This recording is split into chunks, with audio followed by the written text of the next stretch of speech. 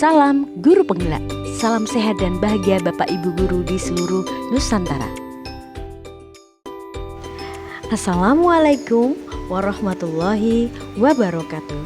Perkenalkan, nama saya Ria Indrawati SPDGR, CGP Angkatan 8 Kota Semarang dari Unit Kerja SD Negeri Lampert Kidul 01. Pada PGP Angkatan 8 ini saya berada di kelas 08127A dengan fasilitator Bapak Ernawan SSI dan pengajar praktik saya yaitu Ibu Sukini SPD Eskom MSI. Di video saya kali ini saya ingin memaparkan tentang pemikiran filosofi Ki Hajar Dewantara, implementasi pemikiran filosofi Ki Hajar Dewantara di sekolah, dan tantangan dan solusi implementasi pemikiran Ki Hajar Dewantara.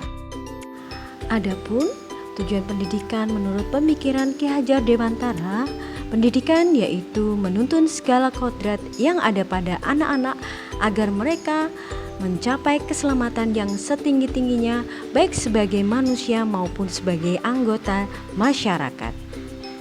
Dan sejatinya seorang pendidik hanya dapat menuntun tumbuh atau hidupnya kekuatan kodrat yang ada pada anak-anak agar dapat memperbaiki lakunya, bukan dasarnya hidup dan tumbuhnya itu.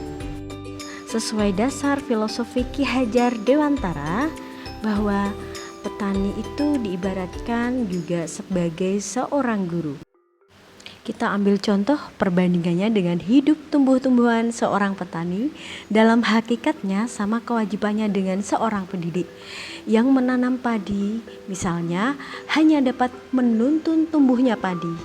Ia dapat memperbaiki kondisi tanah, memelihara tanaman padi, memberi pupuk dan air, membasmi ulat-ulat dan hama yang mengganggu hidup tanaman padi dan lainnya. Meskipun pertumbuhan tanaman padi dapat diperbaiki, tetapi ia tidak dapat mengganti kodratnya padi. Misalnya, ia tidak akan dapat menjadikan padi yang ditanamnya itu sebagai tumbuhan jagung. Selain itu, ia juga tidak dapat memelihara tanaman padi tersebut seperti hanya cara memelihara tanaman kedelai, tanaman tomat, dan tanaman lainnya. Memang benar, ia dapat memperbaiki keadaan padi yang ditanam. Bahkan, ia dapat juga menghasilkan tanaman padi itu lebih besar daripada tanaman yang tidak dipelihara. Tetapi, mengganti kodrat padi itu tetap mustahil. Demikianlah pendidikan itu, walaupun hanya dapat menuntun, akan tetapi faedahnya bagi hidup tumbuhnya anak-anak sangatlah besar. Menurut pemikiran Ki Hajar Dewantara, pendidik berperan sebagai pamong yang dapat memberikan tuntunan agar anak dapat menemukan kemerdekaannya dalam belajar. Dari pemikiran filosofi Ki Hajar Dewantara tersebut dapat disimpulkan bahwa tujuan pendidikan sesungguhnya adalah untuk memerdekakan manusia. Merdeka dapat diartikan selamat dan bahagia. Selamat raganya dan bahagia jiwanya.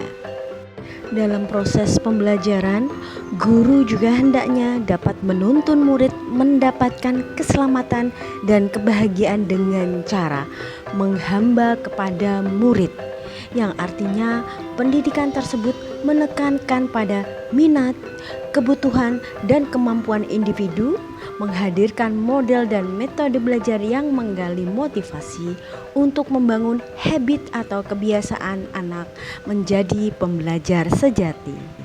Setelah melakukan refleksi pemikiran dari filosofi Ki Hajar Dewantara, bagaimanakah implementasi pemikiran filosofi KHD disesuaikan di sekolah saya? Saya mengajar di SD Negeri Lampert Kidul 01. Penerapan pemikiran filosofi dari Ki Hajar Dewantara yaitu antara lain menanamkan karakter dan budi pekerti kepada siswa dengan cara guru berperilaku dengan santun dan bertata krama dengan baik karena murid akan meniru dari gurunya. Yang kedua, membuat perencanaan pembelajaran bervariatif menyenangkan, dan bermakna sesuai dengan kebutuhan dari murid dan mengaitkannya materi dengan kehidupan nyata. Yang ketiga yaitu kegiatan yang berpusat pada murid, di mana kegiatan pembelajaran ini dilakukan di dalam maupun di luar kelas untuk memberi kebebasan penuh kepada murid untuk aktif dalam pembelajaran. Kegiatan pembelajaran Ki Hajar Dewantara yang berpihak pada murid melalui program ekstrakurikuler dengan tujuan untuk mengembangkan minat dan bakat murid sebagai bekal keterampilan mereka di masa yang akan datang. Yang kedua yaitu melalui program pembiasaan sekolah dengan tujuan untuk mentransfer nilai-nilai karakter yang berbudi pekerti sesuai dengan dimensi profil pelajar Pancasila. Yang ketiga yaitu melalui pembelajaran dengan model atau metode bervariatif dengan tujuan untuk memberikan kebebasan penuh kepada murid untuk aktif dalam pembelajaran. Murid dapat mandiri, kreatif, dan pembelajaran pun menyenangkan. Untuk dapat mewujudkan pendidikan yang berpihak pada murid tidaklah mudah. Ada beberapa tantangan yang harus dihadapi. Di antaranya yaitu masih rendahnya minat dan motivasi murid dalam mengikuti program-program yang telah disediakan oleh sekolah. Tantangan yang kedua yaitu kemampuan guru yang masih belum menyeluruh dalam memahami pemikiran Ki Hajar Dewantara, yaitu pendidikan yang berpihak pada murid.